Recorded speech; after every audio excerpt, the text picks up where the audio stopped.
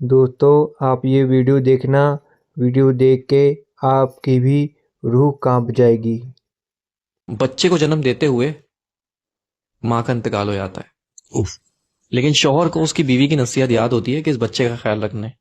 देखते ही देखते बच्चा वो 3 साल का हो जाता है। 3 साल बाद उसका बाप फिर दूसरी शादी कर लेता है एक शादीशुदा औरत से, अच्छा। जिसके पहले से 3 बच्चे होते हैं।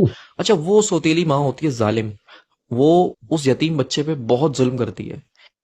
एक दिन ऐसा ही होता है, उस सौतेली माँ की फैमिली आती है दावत पे, और वो यतीम बच्चा भी बैठ जाता है खाना खाने के लिए। तो वो यतीम बच्चा चावल गिरा देता है। तो उसकी सौतेली माँ उसको उठाती है, उसको 2 थप्पड़ मारती है, और फिर उसकी चावल की प्लेट के साथ उसको बालकनी में बिठा देती है, सर्दियों की रातों में शीशा बंद करके। अपने बच्चों से हटा के। अब शौहर ऑफिस से आता है तो कहती है कि आप बैठे, मैं आपको खाना लगा देती हूँ। तो शौहर कहता है, भाई वो मेरे बच्चे, हमारे बच्चे कैसे हैं? वो कहती है, वो बच्चे सो गए। तो शौहर भी सो जाता है। जब शौहर सो जाता है तो उसकी बीवी ख्वाब में आती है और कहती है कि मेरे बच्चे का ख्याल रखो।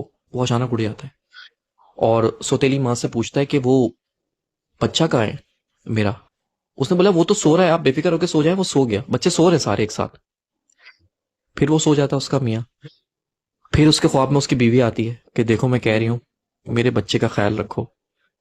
तो फिर उठ जाता है और फिर उससे पूछता है कि वो बच्चा कहाँ है, बच्चे सब खैरियत से हैं?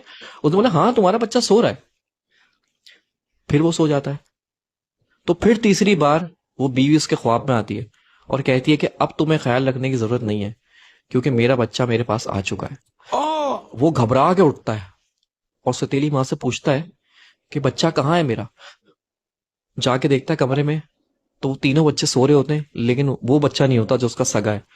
वो उसको पर याद आता है उसकी माँ को कि मैंने तो उसको बालकनी में बंद कर दिया था बाहर। हाँ।